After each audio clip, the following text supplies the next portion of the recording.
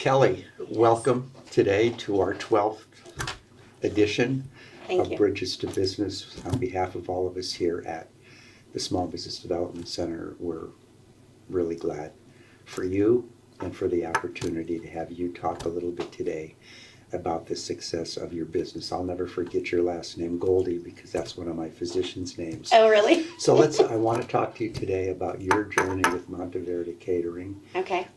Kind of where you were, where you are, where you're going. So I guess the first question just might be just kind of give us an overview of dream coming reality and how this all occurred. So my parents started the business in 1986. Thanksgiving Day, they used to sell turkeys. That was their first adventure into the world, was selling turkeys to the community. They were in the same rental space from 1986 to 2022. Okay.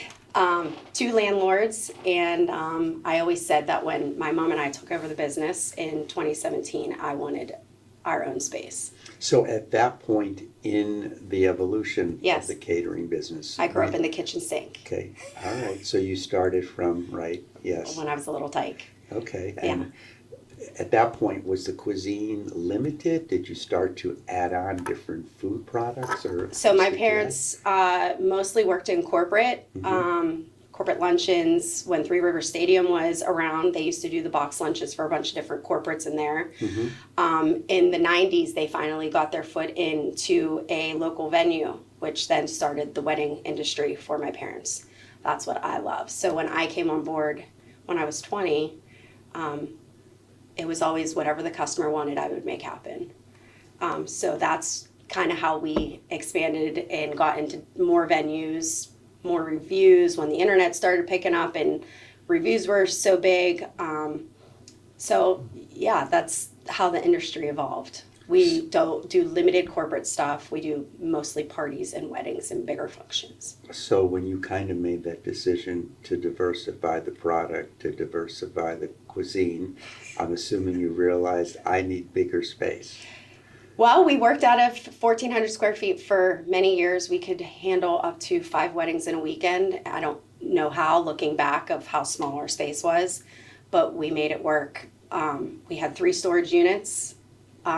We were busting at the seams. So when I took over, I said, I want to get rid of things, more expenses, get rid of stuff, and I just wanted our own space at that point.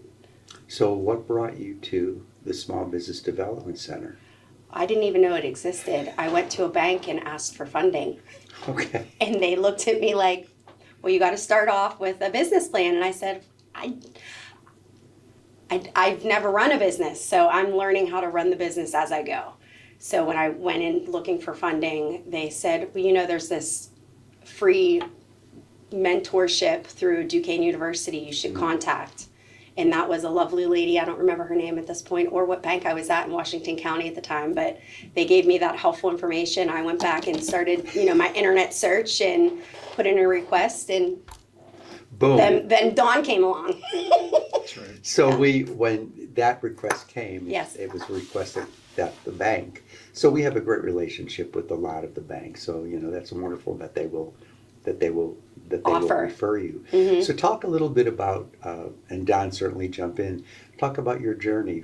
So of course you got signed up with Don. Yep. So talk a little bit about the development journey and Dawn and I did a lot of just talking at the beginning because I didn't have money to get the funding to you then have do the my big idea, dream. but gee, you mean I really have to Yes. spend money to do this, right? Yeah.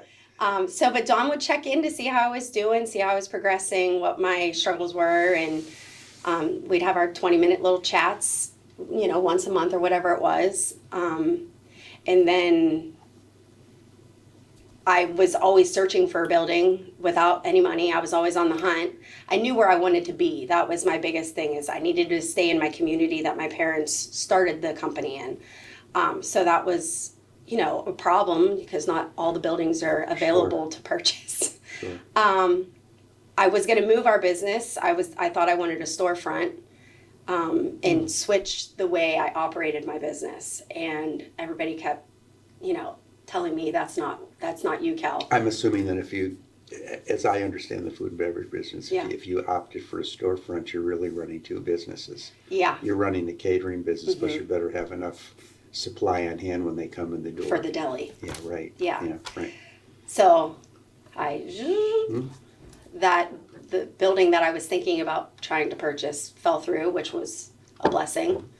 But then COVID hit, and I had to think of different ways to make money to keep us going, because now all of my weddings are canceling or rescheduling smaller. But everyone went on unemployment. My mom and I started running the business ourselves. I did different things like take out home meals and produce boxes. So you pivoted. I had to. What had been one aspect of your business. Yeah, talk a little bit about that, because so many businesses, sometimes the environment hits. Yeah. And sometimes having the ability to pivot or know how to pivot is really key. So I don't know where it was. I just need to make money. How can I make money? So Yeah. that's the driving force. That was the driving we want force. to keep the business afloat. Yes, absolutely. It's hard to have savings when you're taking care of your family, my family. But we were able to, and the take-home meals were amazing. I did a lot of networking with a bakery, so that when I did my take-home meal, I would pull them in and say, let's sell the dessert, so to help them out. So I did a lot of networking that way. My extended family owns Monteverde's Produce, so then I started selling produce boxes to people that couldn't get groceries at the store. So whatever it was to make the money come in is what I was doing. Smart. Yeah. Don, from your perspective, through the consulting process, talk a little bit about what are the things that you saw were the ups and the downs and the successes in the consulting process. Right. Well, Kelly came to us at the precise moment that COVID affected everybody in the world. You brave woman, you. Yeah. I don't know what I was thinking. Now, this is a good story about government assistance, because Absolutely.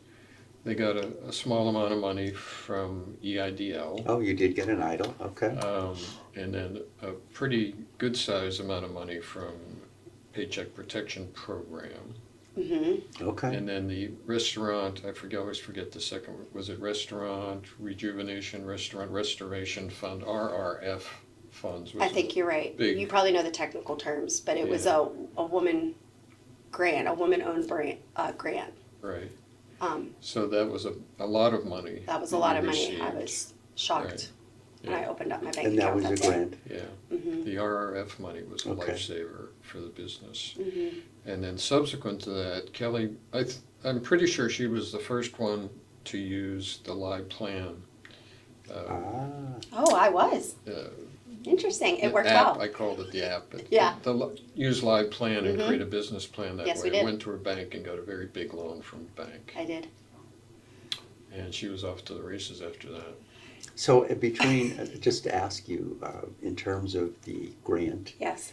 in terms of the assistance and the loan, what did you acquire in capital to be able to help you, take it to this next level, just roughly? The grant was the big one. The other, the PPP loan and the, Idle loan? yeah, Yeah. they helped just pay my utilities, Okay, which was great because I needed Okay. the money at the time. The grant was the big chunk that we were starting to pick back up in business, and I was able to just put that nest egg away until I found, I remember calling Don, and I said, Don, I got all this money. And he goes, oh, wow, congratulations, Kelly, that's great. I was like, but what can I do with it? Like, I was afraid to spend it. I didn't know what to do with it. So it literally sat in that account. And I'm a spender. But you asked the right questions. I when did. So many people sometimes see it and say, oh, here I'm we go. spending it. Yeah. Dawn said, don't smart. go and buy a yacht and go down the Allegheny. Yeah, right. Save it until you find your home, It's basically. funny that you remember that. I do, because I Don't buy a was boat. very emotional that day. Yeah, she was. Yeah. She was very happy because those funds were unrestricted once she received them. Yeah. As you know, she could do anything with it. So she was free to use that to expand the business. Yes. And I'm sure that helped quite a bit to get the business loan, to have all that money in reserve in Yes. the bank waiting. That in my contract at Cranberry Highlands Golf Course. Those two things is what got me my dream building. So if, as you're talking with us today, Yeah. As obviously a very successful entrepreneur, what would you tell a budding entrepreneur or someone new if they're starting to think about entrepreneurship? Don't quit. Please talk to that. And Just keep going with your dream. Anything's possible. You know, don't give up. I had a lot of people say that I couldn't do it, and I proved them all wrong. when you think about the ups and the downs, you know, Ooh. that's okay. That's all right. You have to be emotional. You have to be passionate. My business you is my have baby. To be passionate. Yes. I tell entrepreneurs at the end of the day, it's yours, and only yours. So if you don't have that passion, if you don't have that drive, and I sense that very clearly with you, if you had the magic wand, and all of us sometimes wish we had one, but if you had the magic wand, what might have you done differently? If you could step back and think about it, if anything, what would you have done differently, or what advice say, I would have done this, but I did this, and as a result, don't do that, but do this kind of thing. So in my first opportunity of purchasing a building, like I said, I was thinking I needed a storefront. I put a lot of money into what I thought I needed, like an architect build for someone to say, yes, everything you want will fit here. And no one had the right answer to say, no, Kelly, you don't need that. Just go find a building that's large enough, and then a contractor or an architect will then make it happen. But I put a lot of money into what I thought I needed, when really I didn't need any of that. I just needed to find the right location, the right building, and it would all fall into place at that point. But I was trying to be too technical, thinking I needed all these people to help me, but I already knew what I needed. I didn't need someone to tell me what I needed. If someone asked you, you know, we always say the man on the street, you know, there's a microphone. Yeah.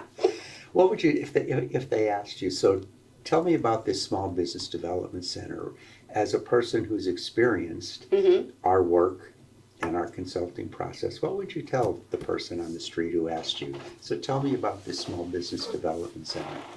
Don had a lot of great advice, especially when it came to the business planning. You know, if I had a question, he would be able to answer it for me, tell me where I need to go back and revisit, really dive deep into how your business works. You know, like, I know how to work my business, but like down to the financials and making sure everything is in order. The banks want to know everything about you. So you just got to keep pushing. It was a very, very long process. I think we were in that business plan for a year until the bank finally said, okay, we like it.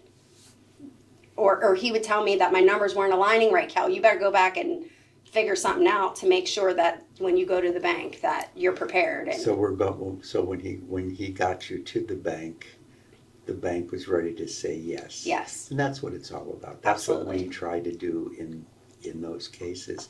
From the consulting perspective, how was she to work with? Well, very easy. You can tell she's got that personality. Oh, you can. But for somebody who introduces herself as not having experience running a business, she put together a terrific business plan. So it's very impressive. And obviously got to the finish line, got the approval, and then she was off. Yeah. So maybe your next entrepreneurial endeavors come and work here. Let's put another thing on my plate. Running around 2 children, a family, you know. Well, I want to, on behalf of all of us here, Yes. I want to say, number one, congratulations. Thank you. I can see the passion. I can see the emotion. Keep it going, Don. Thank you again. Goes without saying. Yeah, absolutely. Your help in the process. I think I'll keep him. You should. He's a good resource. Indeed he is. So again, on behalf of all of us, congratulations. Thank you. Thank you for this opportunity, and I wish you the best in all your future Thank you endeavors. so much. Thank you. You're welcome.